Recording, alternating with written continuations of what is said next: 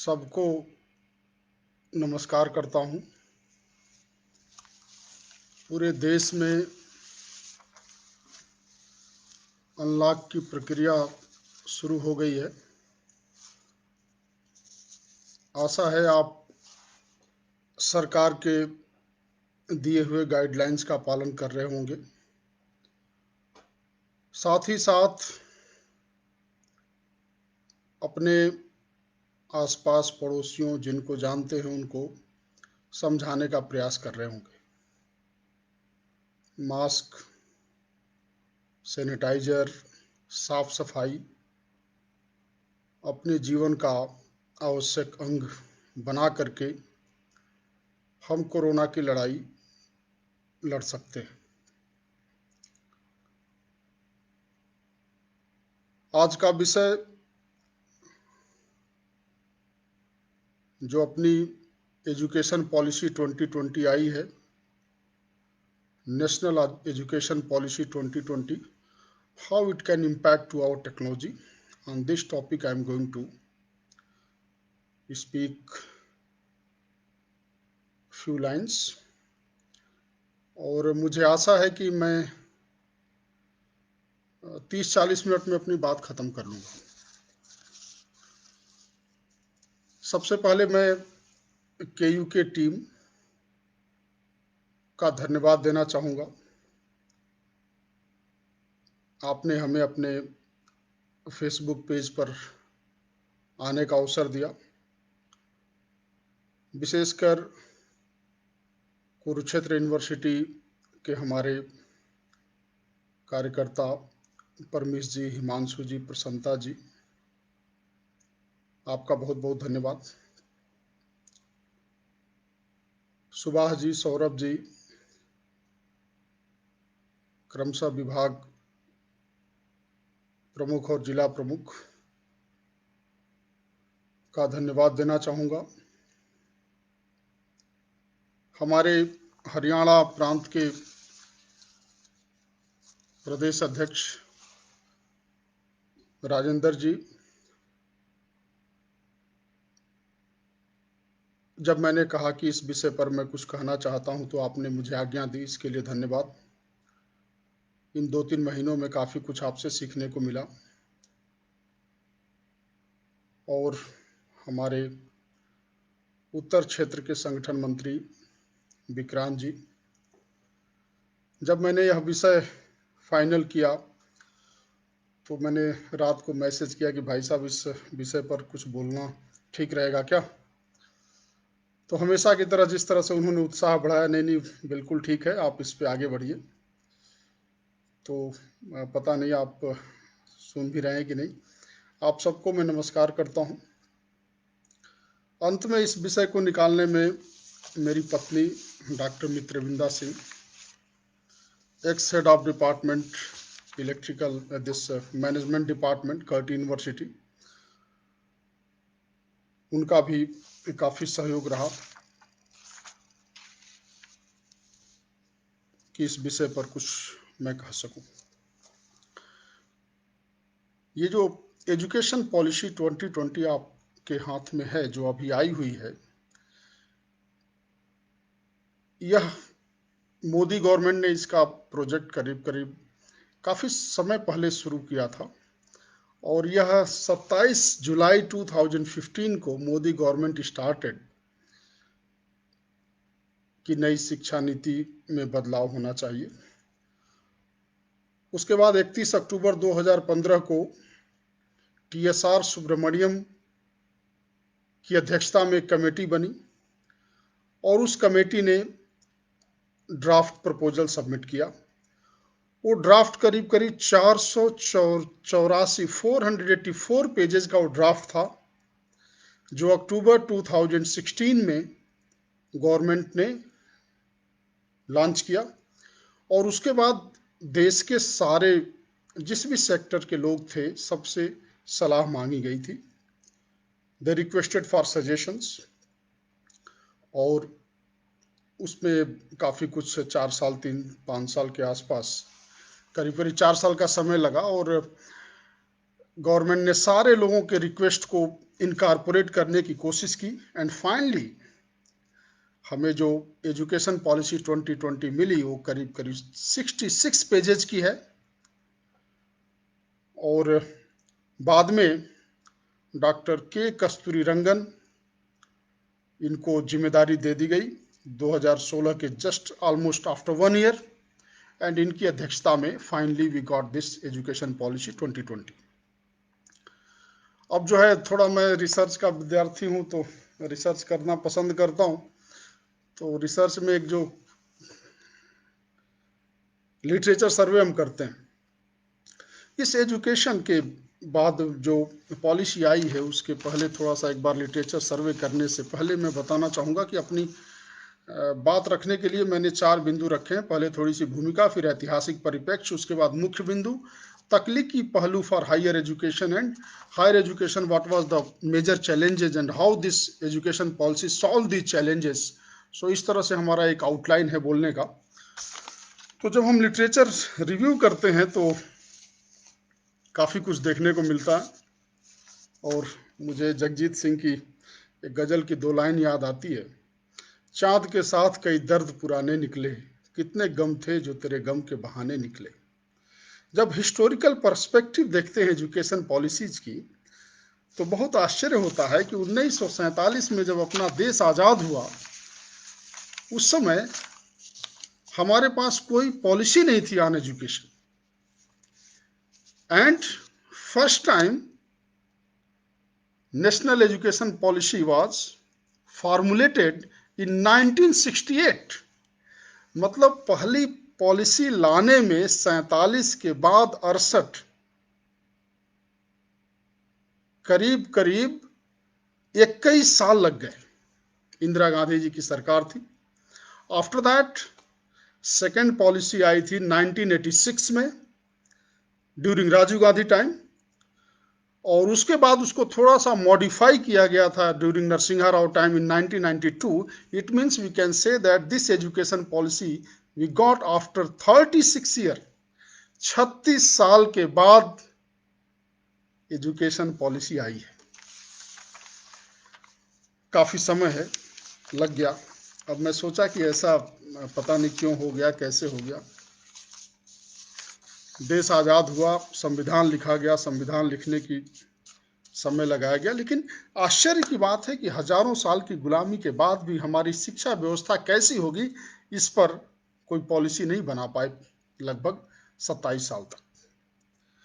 एक बहुत बड़े फिलोसोफर कन्फ्यूशियस ने कहा था, if your plan is for 1 year plant rice, if your plan is for 10 years plant trees, if your plan is for 100 years educate your generation and children. मतलब ये है कि अगर आपका 1 साल का कोई प्लान है तो आप राइस और चावल बो दीजिए।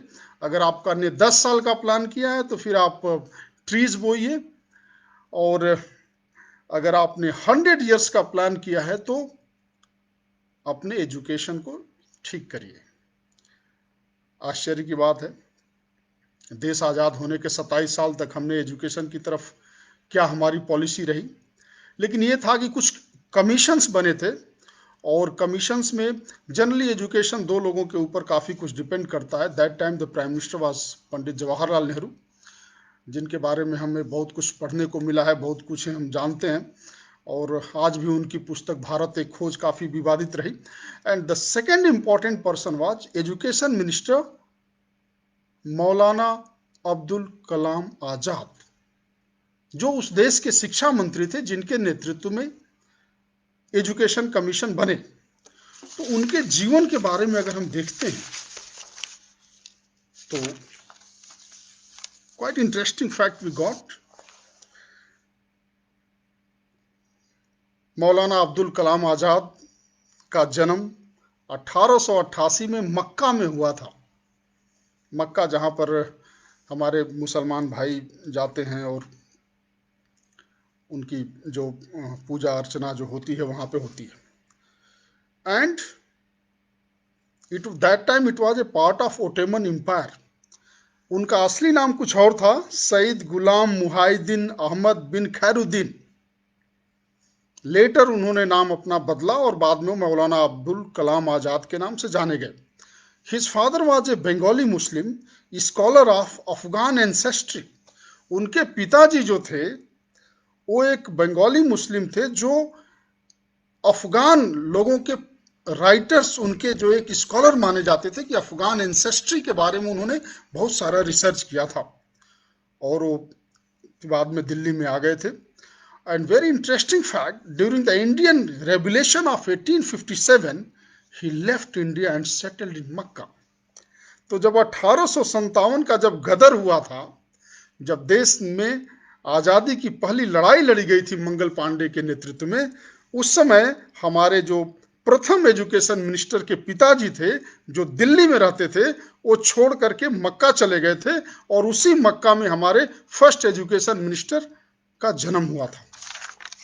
उसके बाद फिर वो ही केम बैक इन 1890 एंड अपने जो एजुकेशन मिनिस्टर थे उन्होंने स्कूल में नहीं गए, he was studied at home only, घर में रह के पढ़ाई की। और उनकी पढ़ाई भी जो थी, he was very fluent in Arabic language.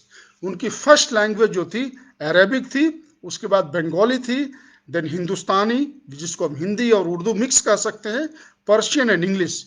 And he was also trained in महाजिब ऑफ हनाफी, मलिकी, साफी, हनबाली, शरीयत एंड ऑल दिस सब्जेक्ट। इनके हाथ में हमारी देश की शिक्षा व्यवस्था गई थी। तो एक प्रधानमंत्री थे जिनकी पूरी पढ़ाई लिखाई काफी दिन तक विदेश में हुई थी, विदेशी संस्कृति में रचे बसे हुए प्रधानमंत्री, और हमारे शिक्षा मंत्री जो मक्का में पैदा हुए थे और जिन्होंने कभी तकनीकी की और इस तरह की कोई पढ़ाई यूनिवर्सिटी में जाके नहीं की थी, उनके हाथ में हमारी शिक्षा व्यवस्था की डोर गई और करीब करीब 21 साल तक, 27 साल तक हमारे देश में एजुकेशन पॉलिसी कुछ नहीं थी। इसके बाद अगर हम टेक्नोलॉजी की बात करते हैं, टेक्नोलॉजी बहुत ही महत्वपूर्ण विषय है। किसी भी राष्ट्र के मजबूत होने में टेक्नोलॉजी का बहुत बड़ा महत्व है और हमने इस विषय पर काफ़ी दिन पहले एक लाइव किया था, उसका मैं लिंक आपको भेज रहा हूँ, बाद में उसको आप देख सकते हैं, तो उसको मैं रिपीट नहीं करना चाहता। कोई देश कितना सबल है, कितना मजबूत है, ये इसके ऊपर डिपेंड करता है कि उसकी टेक्नोलॉजी कितनी मजबूत है।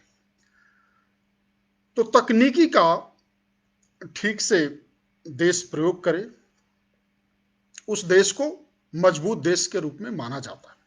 जिसकी तकनीकी सबसे मजबूत है वही सबसे मजबूत राष्ट्र कह सकते हैं। सीधा सीधा रिश्ता है। We can not avoid technology, without technology we can not develop. अब हम कई बार देखते हैं कि जब हम टेक्नोलॉजी के डेवलपमेंट की बात करते हैं तो तकनीकी आती कहाँ से है? तकनीकी जनरली रिसर्च से आती है, शोध से आती है। नए नए तरीकों के जब आप शोध करेंगे तो नई नई तकनीकियां आनी है। शोध होते कहाँ पे हैं? इंडस्ट्री में होती है, रिसर्च सेंटर में होते हैं और यूनिवर्सिटीज में होती है। जितनी भी आप इंडस्ट्रीज, बड़ी बड़ी इंडस्ट्रीज देख रहे हैं, उनके कुछ रिसर्च विंग्स होते हैं। उन रिसर्च विंग्स में वो लोग अपना रिसर्च करते हैं। Research centres also they do lot of research.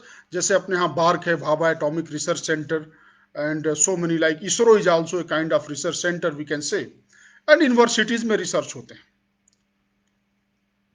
University के रिसर्च की बात हम करेंगे because education policy, how it is going to impact our higher education, because हमारी तकनीकी वहीं से आनी है, यूनिवर्सिटी से आनी है। और हायर एजुकेशन जो नई पॉलिसी जो आई है वो हायर एजुकेशन को कैसे इम्पैक्ट करती है, इस बात पे हम थोड़ा बात करेंगे। और ये सच है कि तकनीकी मनुष्य के जीवन को सरल बनाती है, इसमें कोई दो राय नहीं। लेकिन तकनीकी का एक बहुत बड़ा पहलू दूसरा भी है। तकनीकी का सबसे ज्यादा अगर उपयोग होता है तो युद्ध के मैदान में होता है। आज जो आप कंप्यूटर देख रहे हैं, जो हमारा जीवन बहुत आसान हो गया कंप्यूटर के कारण, लेकिन इस कंप्यूटर की जो जो जो इन्वेंशन हुआ था, it was started during second world war. Second world war में अमेरिकन आर्मी को कुछ ट्रेजेक्टरी वेपन्स को कैरी करने के लिए कुछ व्हीकल्स चाहिए थे, and that time they gave research project to two professors of America, university of Pennsylvania in 1945, कि आप इस पे कुछ रिसर्च करिए, इलेक्ट्रॉनिक कंप्यूटर बनाइए। बाद में इलेक्ट्रॉनिक कंप्यूटर बन नहीं पाया और वर्ल्ड वॉर खत्म हो गया। तो आज जो हम देखते हैं कि जो कंप्यूटर, जो फोन, स्मार्टफोन, व्हाट्सएप, जितनी आईटी सेक्टर्स की हम जब बात करते हैं, उसके अगर जड़ में हम जाते हैं तो जड़ में युद्ध का मैदान ही था। That one is a different kind of things like we talk later. तो इसको तकनीकी से हम कहीं से भी इससे इनकार नहीं कर सकते। अगर जिस देश की टेक्नोलॉजी कमजोर होगी, निसंदेह वह देश कमजोर होगा। तकनीकी मजबूत होगी, निसंदेह वह देश मजबूत होगा। जब हम यूनिवर्सिटीज के रिसर्च की बात करते हैं, क्योंकि तकनीकी तो रिसर्च से ही आनी है, इंडस्ट्री के रिसर्च बेस में होता क्या है कि industry people they do research to make money. कभी भी किसी दुनिया के किसी बड़े इंडस्ट्री ने एक समाज सेवा के नाम पर रिसर्च किया हो, इसका कम उदाहरण मिलता है। जनरली रिसर्च यूनिवर्सिटीज में जो होते हैं, रिसर्च सेंटर्स में होते हैं, that research for social activity. बाकी इनके लिए क्या है कि इंडस्ट्री में जब रिसर्च होते हैं तो एक फाइनेंशियल प्रेशर होता है, because industry has invested lot of money. तो वहां के रिसर्चर वो काम नहीं कर सकते जो जिसकी जरूरत समाज को है, या जिसमें उनकी एक्सपर्टीज है। Maybe I am very good in electronics engineering, and unfortunately I joined a mechanical engineering company, but I cannot do research in electronics because that industry is dedicated for mechanical. तो हमें वो आज़ादी नहीं मिलती है। इसलिए दुनिया के जितने भी शोध हुए हैं, जितने नोबेल प्राइज के आप देखते हैं, जो लिस्ट आप उठा करके देखते हैं, वो सारे यूनिवर्सिटी से 90% के आसपास Nobel prize holders from university. अब यूनिवर्सिटी कि हायर एजुकेशन में new education policy, how it is going to impact, उस पर हम थोड़ा 5-7 मिनट बात करेंगे। तो बाकी जो मूल बिंदु है, करीब करीब जो फाइनल जो अपना ड्राफ्ट प्रपोजल था वो 484 पेज का था, जिसमें रिलेवेंट डॉक्यूमेंट्स भी लगे थे। But final education policy is basically from its around 66 pages के है। तो 66 पेजेस में हायर एजुकेशन 33 पेजेस से शुरू होती है और जा करके 63 पेजेस के आसपास खत्म होती है। Means half of the part of education policy is dedicated for the higher education. I am not going to talk about the school education, but जहां पे स्कूल एजुकेशन ऐसा लगता है कि तकनीकी में ये भी कुछ कंट्रीब्यूट कर सकती है directly, that one I will go through. तो कुछ जो मेन बिंदु हैं उस पर हम बात करते हैं। जो मेन बिंदु एजुकेशन पॉलिसी की है, first, school complexes to be used for adult education courses after school hours. होता क्या है कि हमारे जितनी बड़ी बड़ी स्कूलों की बिल्डिंगें हैं, यूनिवर्सिटीज की बिल्डिंगें हैं, सुबह 8 बजे से खुलती हैं, 5 बजे बंद हो जाती है। उसके बाद वो सारे रिसोर्स का कहीं पे यूटिलाइजेशन नहीं है। So in this new education policy, use of school complexes beyond school hours and public library spaces for adult education courses. जैसे क्या है कि एनआईटी में, आईआईटी में बड़ी बड़ी लाइब्रेरी है, बट वो लाइब्रेरी किसी भी आम आदमी को नहीं खोली जा सकती। कई बार बड़ा आश्चर्य होता है, दुनिया के सारे विश्वविद्यालयों की लाइब्रेरी सबके लिए खुलती है। भारत की लाइब्रेरी अगर आपको जाना चाहते हैं, if someone want to study, he can not access that. तो न्यू एजुकेशन पॉलिसी का फर्स्ट पॉइंट है, it's important point, that we are going to use school complexes. दूसरी है जो फोकस ऑन वोकेशनल स्टडीज, जो हम स्कूल लेवल पे, जिसका भी तकनीकी से बहुत बड़ा रिश्ता है, वोकेशनल स्टडीज, जिसमें पढ़ाई के साथ साथ जैसे हम कुछ और कर सके, जैसे हम कारपेंट्री कर सकते हैं, इलेक्ट्रिक वर्क कर सकते हैं, मेटल वर्क कर सकते हैं, गार्डनिंग कर सकते हैं, different kind of things. And उसके लिए हमें means decided by states and local community. For example, कहीं पे फ्लड की प्रॉब्लम है, जैसे बिहार का उदाहरण लेते हैं, फ्लड की प्रॉब्लम है वहां पे, किसी गांव में ऐसा है कि हर साल भर के बाद फ्लड आना है, उनको एक एजुकेशन हम दे सकते हैं कि ठीक है, फ्लड आने पे आपको क्या क्या करना चाहिए। जब हम बच्चों को एक बार शिक्षित कर सकते हैं, that one we can make it. And the government has given the target also that by 2050, means just after 5 years, 50% of learners through the school and higher education system shall have exposure to vocational education. जैसे हम लोग गांव के थे, बचपन में पढ़ते थे, गांव में अपने खेती होती थी तो हम लोग कुछ एग्रीकल्चर का काम सुबह भी करते थे, शाम को करते थे, एंड बाद में जो है बीच में पढ़ाई करते थे. Now the point is, what ever work is necessary in that area वो स्कूल में भी करा देते हैं. And the best example is Japan. जब जापान में सेकेंड वर्ल्ड वॉर के बाद पूरी इकोनॉमी उनकी खत्म हो गई थी, तो उन लोगों ने स्कूलों में बच्चों को माचिस की तीलियां बनानी सिखाई थी, एंड दैट माचिस की तीलियां दे एक्सपोर्टेड. उनको लगता था कि चलो बच्चे इतना भी तो कम से कम करें जिससे देश में इकोनॉमी को हम बूस्टअप कर सकें. So this is very well tested. The second one is, इसके बाद हम और आते हैं जो इंपॉर्टेंट है, dedicated unit for digital and online learning. अब क्या है कि डिजिटलाइज और ऑनलाइन लर्निंग कितना इंपॉर्टेंट है, इसका कोविड के काल में हम देख चुके हैं. अब हम इस ऑनलाइन के बारे में नहीं बोलना चाहेंगे. And online teaching was started in all over world. रफली 1990 से ऑनलाइन टीचिंग शुरू हो गई थी, और उस समय पॉलिसी बनाने वालों को कई बार हिंट भी दिया लोगों ने कि भाई ऐसा है कि आप ऑनलाइन शुरू कर लो. और आज नतीजा ये हुआ कोविड के टाइम में कि आज हमें उस पर पूरा शिफ्ट करना पड़ा, और फर्स्ट 2-3 मंथ हम उसको एक बहुत ज़्यादा प्रैक्टिकल नहीं हो पा रहे थे, but now everyone is enjoying. So they are going to give online kind of things. उसके बाद जो एजुकेशन में जो बीएड की डिग्री है, it is a kind of 4-year integrated course. Before that, after graduation you have to go for 1-year BEd degree. अब उसको integrated कर दिया गया है, और हायर एजुकेशन में एक कॉमन बॉडी होगी, that common regulatory body, and the name is higher educational commission of India. This body will take care of all higher education system जो उसमें. लेकिन यह ऐसा नहीं है कि पूरी तरह से इंडिपेंडेंट होगी, यह एक समन्वय का काम करेगी. जो हमारे यहाँ कई तरह के, जैसे national higher educational regulatory council है, जीईसी है, इसके बाद नैक है, यूजीसी है, सबको मिला करके ये एक बॉडी रखा गया है कि ये इसको एक समन्वय का काम करेगी. नहीं तो होता क्या था कि वही रिसर्च प्रोजेक्ट कहीं यूजीसी से पैसे मिल गए हैं, कहीं एआईसीटीई से पैसे मिल गए हैं. यूजीसी वालों को ये नहीं पता कि हमने इतनी फंडिंग उस प्रोफेसर को दी है, और एआईसीटीई वालों को नहीं पता कि उसको दी हुई है. दोनों रिसर्च हो रहे हैं, and they never talk each other, therefore we don't know what happened after that. इसके बाद जो सबसे जो एक बहुत ही महत्वपूर्ण विषय है, education sector to get 6% of GDP, जो अभी तक सिर्फ 1.7% जीडीपी थी. 1.7% जीडीपी का हम इन्वेस्ट करते थे एजुकेशन सेक्टर पे. Now government is going to spend 6% of GDP, जिसकी डिमांड बहुत दिन से अलग अलग सेक्टर्स के द्वारा चल रही थी. एक जो है, जो हमारा जो टेक्नोलॉजी के नाम पे जो हम एक इनोवेटिव थिंकिंग नहीं कर पाते, हमारी जो मैकाले पद्धति रही कि एग्जाम पास करना है, उसके बाद जॉब के लिए पास करना है, फिर नौकरी लग जानी है, एक बार नौकरी लग गई तो फिर सरकार में जितना करना है करेंगे.